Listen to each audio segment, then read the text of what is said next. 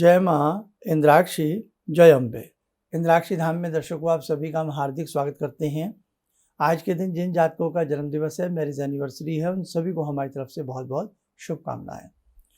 कई बार हम ये सोचते हैं कि हम जो भी काम करते हैं वो उलट हो जाता है, सीधा नहीं हो पाता, या हम कुछ ऐसे कोई प्रयोग करते हैं पूजा पाठ को में, या किसी ऐसी कोई ऐसा हम कुछ भी करने का प्रयास करते हैं, वो कार्य बनता नहीं है। तो देखो, हमें कई बार जब ऐसा ना हो कि आपके कार्य असफल हो रहे हों, तो हमें कुछ शुभ और सिद्ध मुहूर्त की तलाश करनी चाहिए। कहते हैं ना, कई बार जब कोई दिक्कत ज़्यादा आती है तो व्यक्ति कह देता है अब इंतज़ार करो, आप जब भी इस काम को करेंगे जब ये काम बनने का सही समय आएगा।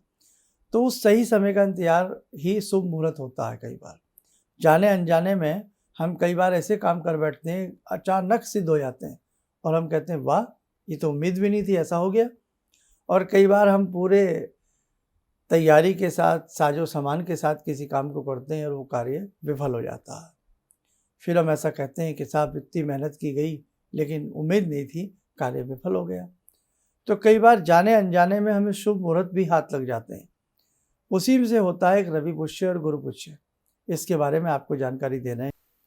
अब हमें जैसे कोई श्रेष्ठ बड़ा कार्य करना है कि हमें कोई फाइल जमा करनी है, ऐसे कोई मकान का मुहूर्त करना है, या हमें किसी को कोई टोकन मनी देनी है, या मिसाल के तौर पे हमें उस दिन से कोई पाठ प्रारंभ करना है, कोई अंगूठी पहननी है, या कुछ ऐसा करना है, तो हम महीने में गुरु पुष्य नक्षत्र या रवि पुष्य नक्षत्र हमें कहीं ना कहीं महीने 2 महीने में मिल जाता है।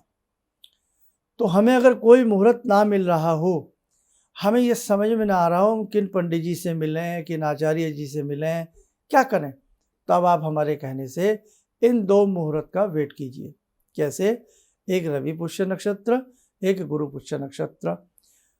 रविवार का दिन तो आपको मालूम ही कब आता है, इतना तो पता ही होता है भैया।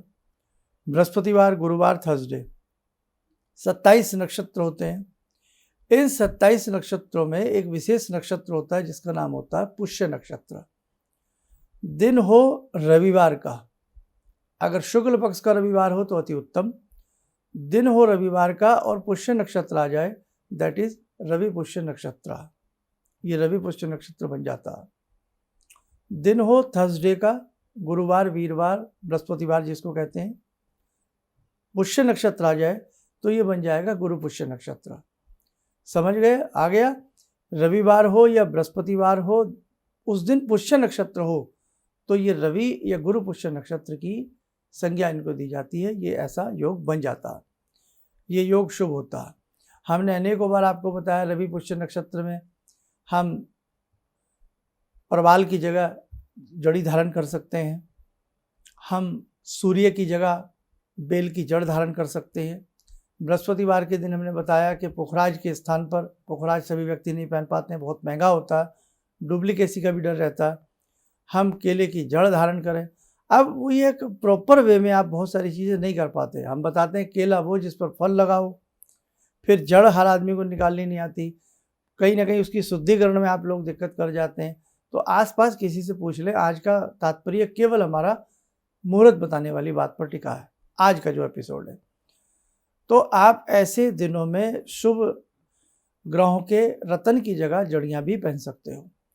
इन्हीं रवि पुष्य नक्षत्र में ही हत्या जोड़ी की विशेष पूजा की जा सकती है। रवि पुष्य नक्षत्र में ही विशेष किसी अनुष्ठान को प्रारंभ किया जा सकता है। गुरु पुष्य नक्षत्र में बच्चे की विद्या को आरंभ कराया जा सकता है। आप कई बार सोचते हैं ना, बच्चा हमारा अक्षर इसको लिखाने सिखाने हैं, या इसको स्कूल कॉलेज जहाँ भी कहीं इसका नया दाखिला कराना है, एडमिशन कराना है, तो आप गुरु पुष्य नक्षत्र भी चुन सकते हैं। बहुत अच्छा उसका रिजल्ट मिलेगा।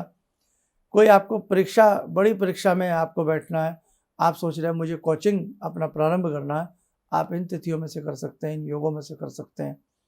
आपको कोई विशेष यात्रा प्रारंभ करनी है, आप इन योगों में से कर सकते हैं। आपको किसी के साथ पार्टनरशिप करनी है, संधि करनी है, कोई उद्योग खोलना है, आप इन तिथियों में से कर सकते हैं। साथ में थोड़ा बहुत कोई विशेष पूजन रख लें। तो हमारा बताने का तात्पर्य यही था, यदि इन विशेष मुहूर्तों में, इन विशेष योग में आप कोई विशेष कार्य करते हैं तो आपको सफलता शीघ्र मिलेगी। और कई बार सफलता असफलता हमारे कर्मों पर भी निर्भर करती है। हमने जैसे कर्म किए बेटा फल तो वैसा ही मिल रहा है, लेकिन तनिक तनिक प्रयास, तिनका तिनका हम शुभ कदम बढ़ावें तो कुछ ना कुछ हमारे साथ अच्छा ही हो सकता है। दूसरी बात, गुरु पुष्य नक्षत्र अपने आप में बहुत बहुत बड़ा योग माना जाता है। रवि पुष्य नक्षत्र अपने आप में बहुत बड़ा योग माना जाता है।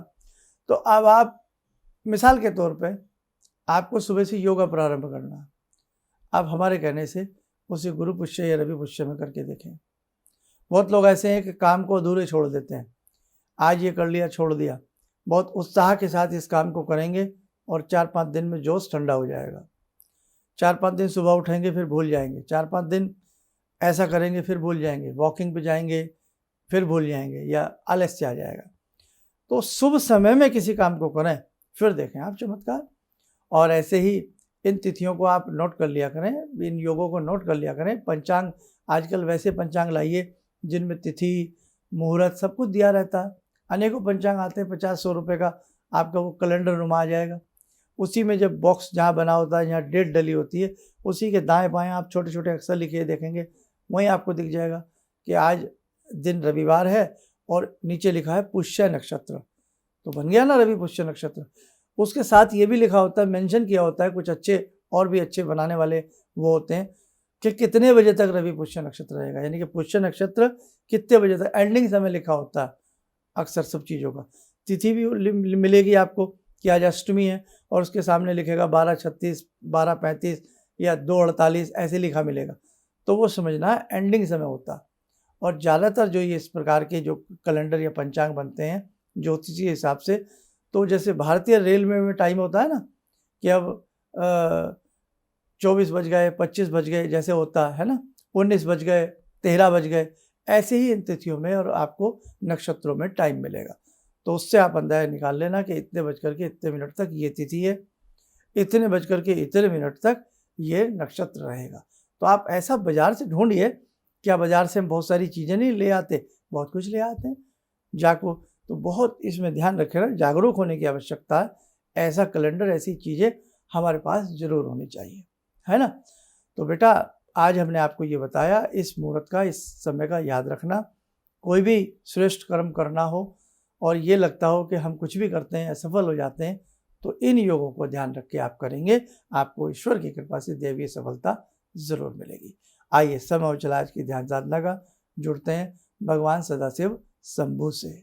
ओम आत्मा त्वं गिरिजामति सहचरा प्राणा शरीरं गृहं पूजा ते विषयोपभोग रचना निद्रा समाधिस्थिते संचारा पदयो प्रदक्षिण विदेः श्रोत्राणि सर्वागिरो यद्यात् कर्म करोमि तद्दखिलं शम्भोस्तवाराधनम् चन्द्रोद्भासितशेखरे स्मर हरे गंगाधरे शंकरे सर्पे भूषितकण्ठकर्णविवरे नेत्रोत्तवे स्वानरे दन्ते त्वकृतसुन्दरां वरदरे त्रैलोक्यसारे हरे मोक्षार्तिं कुरु चित्तवृत्त्यमचलं मन्येस्तु किं कर्मवे वन्दे देव उमापतिं सुरगुरुं वन्दे जगत्कारणं वन्दे पन्नगभूषणं मृगधरं वन्दे पशूनां पतिं वन्दे सूर्यशशाङ्कवह्निनयनां वन्दे मुकुन्दप्रियं वन्दे भक्तजनश्रयं च वरदां वन्दे शिवं शङ्करम् ॐ कर्पूरगौरं करुणावतारं संसारसारं भुजगेन्द्रहारं सदा वसन्तं हृदयारविन्दे भवं भवानी सहितं नमामि भवं भवानी सहितं नमामि। कवच बना लें, ध्यान करें शिव शंभू का शुभ आशीष हम सबके ऊपर बरस रहा है।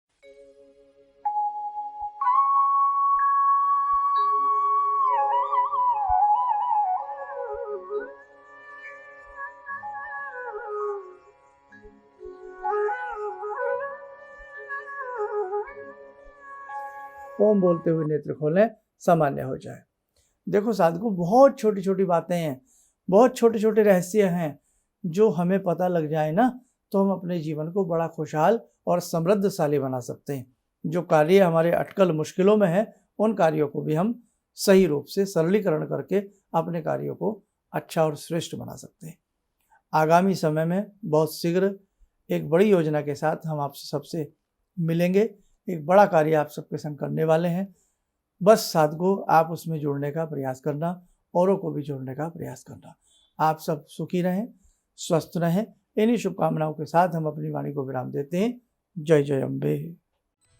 किसी भी समस्या के समाधान के लिए मिले प्रसिद्ध हस्तरेखा एवं वास्तु विशेषज्ञ प्रोफेसर धर्मेंद्र शर्मा जी से।